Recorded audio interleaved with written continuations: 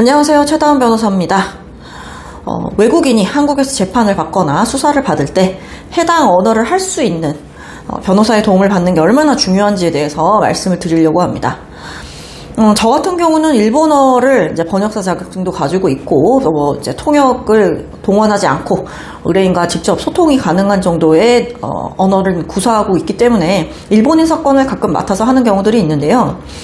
이런 경우 제가 사건을 진행하면서 참 좀 심각하다 하는 문제점들을 여러 개 발견을 할 수 있었어요. 일단 경찰 조사를 받거나 검찰 조사를 받을 때 혹은 재판을 받을 때 항상 공인된 통역사를 지정을 해서 사건을 진행하게 됩니다. 설령 저같이 일본어를 할 수 있는 변호사가 있다라고 하더라도 그 변호사가 공정하지 않은 통역을 할 수도 있기 때문에 통역사를 대동하게 되는 것인데요.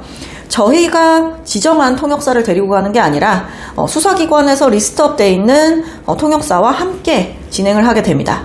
그렇기 때문에 굉장히 객관적으로 통역을 해주는 것이다 라는 게 좀 어느 정도 담보된다고 볼 수 있죠.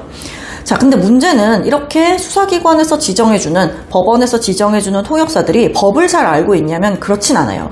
그 사람들이 법을 잘 모르다 보니까 판사가 물어보는 내용 혹은 수사관이 물어보는 내용이 어떤 취지인지 전혀 뉘앙스를 이해하지 못하고 통역을 하는 경우들이 많습니다. 그리고 5문장을 얘기했는데 그걸 일일이 메모를 해서 통역을 하지 않기 때문에 한 2-3문장으로 축약해서 물어보거나 통역하는 사람이 이해한 대로 질문을 하는 경우들이 굉장히 많아요. 그리고 이해한 대로 또 통역을 해서 판사나 수사관에게 전달하는 경우들이 굉장히 많은 거죠. 그러다 보니까 전혀 엉뚱한 얘기들이 오고 가는 경우들도 쉽게 볼 수 있습니다. 저 같은 경우는 일본어로 직접 소통이 가능하기 때문에 판사가 한국말로 물어보는 게 어떤 취지를 확인하고 싶어서 어떤 내용을 확인하고 싶어서 물어보는지를 이해하고 그 다음에 통역하는 사람이 어느 정도로 적절하게 통역하는지도 이해할 수 있고 그 다음에 그거를 우리 의뢰인이 어떻게 이해했을까 그리고 의뢰인이 대답하는 내용이 또 어떤 취지인지에 대해서 저는 전반적으로 이해를 하고 있는데 그러다 보니까 이게 잘못됐다는 걸 확인할 수 있죠. 그런데 이런 변호사가 없는 경우라고 한다면 적절하게 지금 얘기가 되고 있는지 전달이 되고 있는지를 이해할 수 없을 가능성이 매우 높습니다.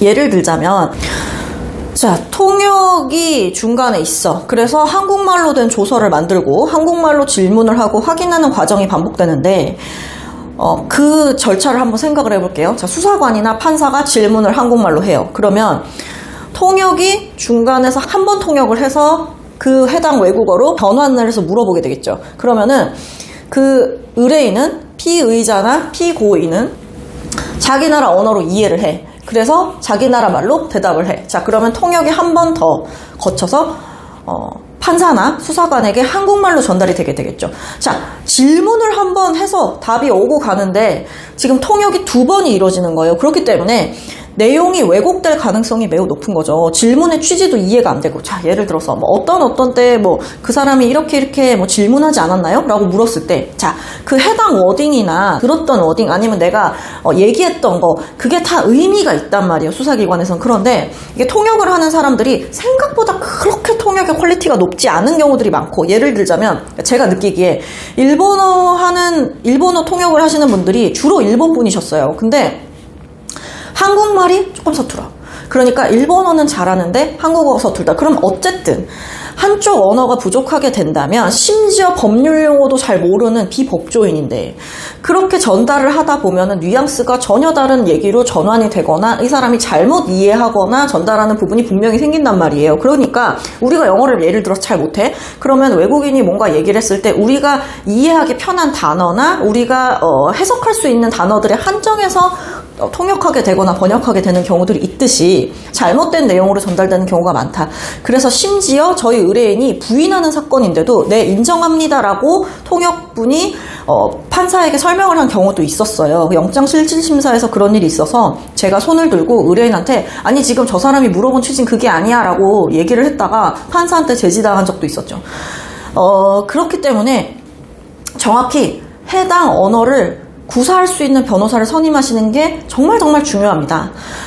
외국인이 한국에서 범죄의 혐의를 받게 됐다.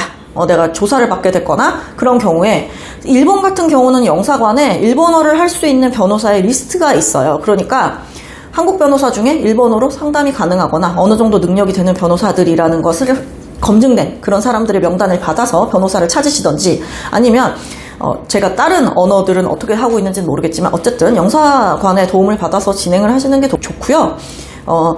이 영상을 보시는 분들 중에 많은 분들은 내 친구인 외국인이 한국에서 문제가 생겼다라고 하는데 난 어떤 변호사를 선임해야 될지 모르겠어 라고 해서 영상을 보시는 분들도 꽤 많을 텐데, 그런 분들도 역시 해당 언어를 구사할 수 있는 변호사를 선임하는 것을 첫 번째 순위로 해야겠다라는 생각을 항상 가지셔야 된다는 점 말씀드립니다.